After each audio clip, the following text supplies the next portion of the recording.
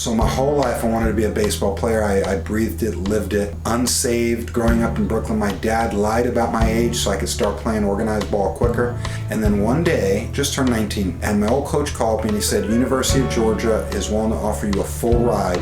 Will you sign with them? And at that moment, that is when in my heart I felt, this is not what I want to do for the rest of my life. I want to minister. Lord, I don't want to rush on ahead in my own strength when you're right here. Lord, I don't want to rush on ahead in my own strength.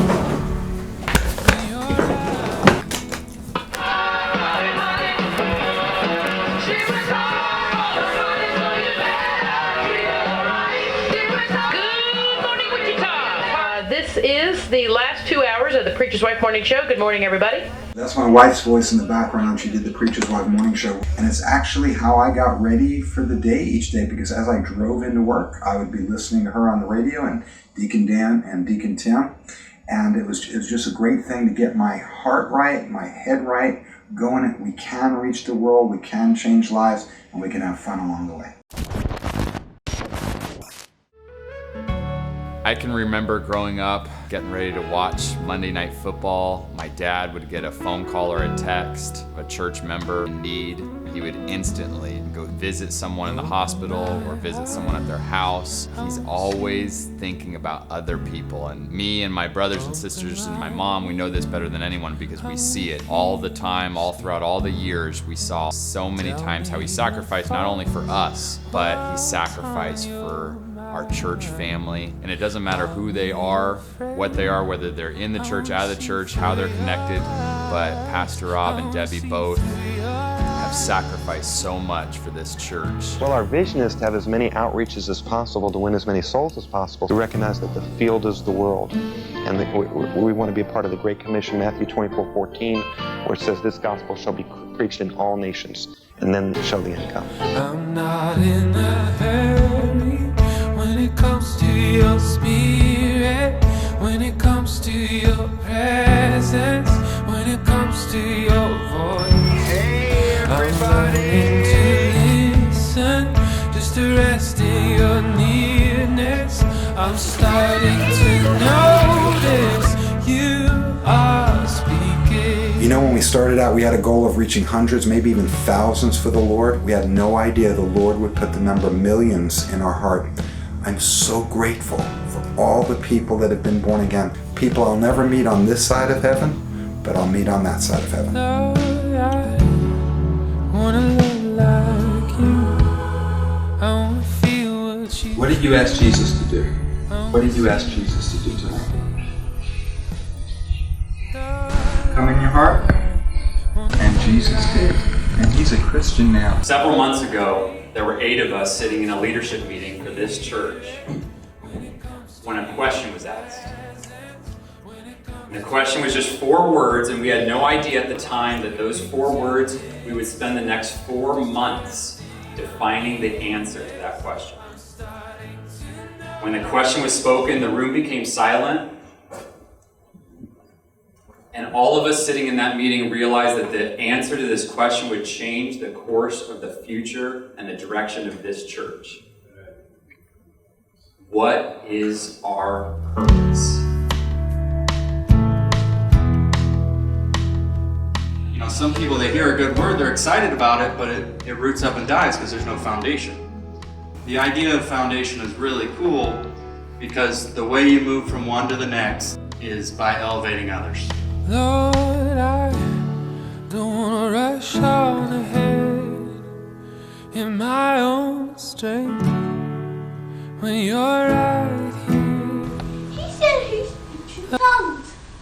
Timmy speaks in tongues.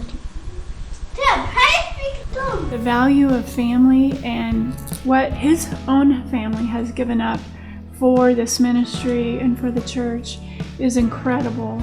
And in times that other people have family, he recognizes that some people don't. The reality is, you learn from everybody. I've learned from people that have been saved for a few days. I've learned from people that are not even saved yet. I've learned from staff, associate pastors, and others. And the reality is, you already know what you know.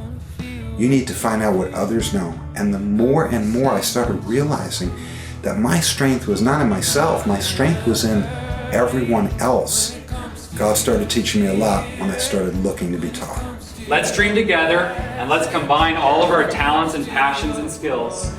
And let's be intentional in our pursuit of Jesus, passionate in our love for people, and relentless in our mission to transform the world. Amen. We're going to show this world that we are going to take the kingdom, and we're going to seize on these windows of opportunity to change it and to see it to the end. When it comes down to it, they love Jesus and they love people. They believe in people more than people believe in themselves.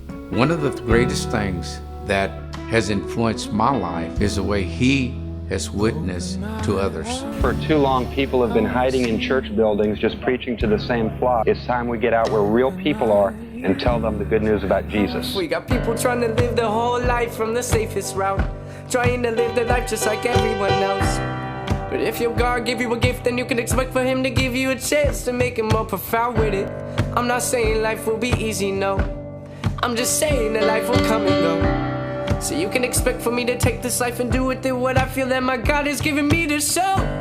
So ignore the risk and take the fall. And if it's meant to be, it will be worth it all.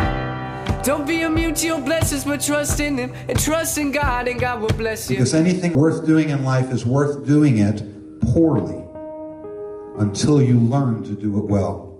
You may be a new parent, you go, I don't know how to do this. It's worth doing it poorly until you figure it out. You may just become a new children's minister, a new youth minister. It's worth doing poorly until you figure it out. And I just want to give thanks to all the ministers, all the members, all the people that serve. There are people that serve on the stage like me sometimes, and people go, Pastor Rob, that was a great message, and I get kudos because sometimes I'm in the limelight. But the 50 people that work behind that scene to make that happen that day, this is a team. So many times over the years, they've reached out to me when I wasn't even attending their church. I just love how they do it as a team, and they see the best in everybody. And that's something that you don't find in people today with the world full of judgment. He wants us to be a family. Make disciples, and no one can stop you. Make proteges, and no one can stop you. Disciple others and teach them what you know, and no one can stop you. But if everything you know is just wrapped up in yourself because you like to hear yourself preach, and you're the only one that likes to hear yourself preach, and you don't make disciples, then when you die, it will die, the vision will die. People rely on the church and rely on them for their family, and the appreciation there is great. He's been there for myself and my family in the deepest times of need. There's nothing that can replace that ever. And to me, that's true pastor. That's true love. You don't last by yourself on your own strength. You last because there are people around you that care about you and pour so much in you, you can't help but last. I would have never imagined all that has happened. I would have never imagined it. But the question is, if that's what God did in the first chapter, what is going to happen in the next chapter? Not in a hurry when it comes to your spirit, when it comes to your presence, when it comes to your voice. I'm learning to listen, just to rest in your nearness. I'm starting to know